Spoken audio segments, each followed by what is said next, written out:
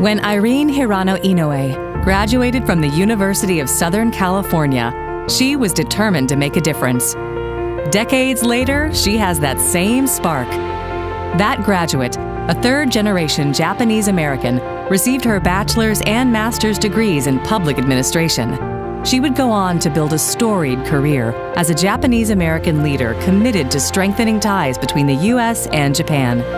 Born and raised in Los Angeles, Irene embraces lessons of the past to build a brighter future.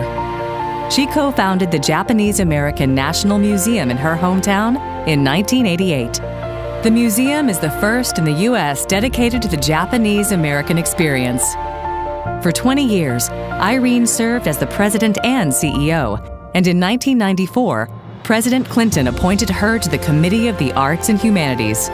In 2008, Irene co-founded the U.S.-Japan Council, or USJC, with other prominent Japanese Americans, including her husband, the late Senator Daniel K. Inouye. USJC connects leaders of diverse backgrounds from the U.S. and Japan in an effort to build relationships between the two countries. Irene now serves as the president of USJC, and the organization continues to thrive.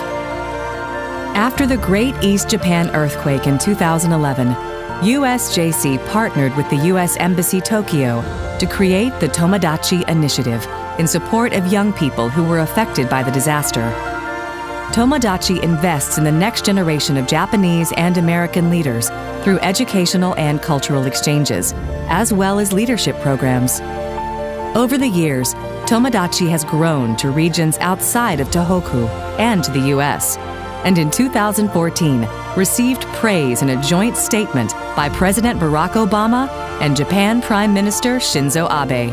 Well, first of all, I want to commend Irene Hirano Inouye for her leadership in the formation originally of the U.S.-Japan Council, and Tom Eno, the founding chair of the U.S.-Japan Council, and the board of directors for the leadership that they've shown since the start of USJC in terms of not only the promotion of U.S.-Japan relations, but also having a pipeline of developing young leaders.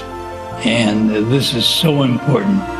Throughout her career, Irene has worked with a variety of nonprofit and professional organizations, serving as both a member and on the board. She has also worked tirelessly to promote women's empowerment within the Asian American community.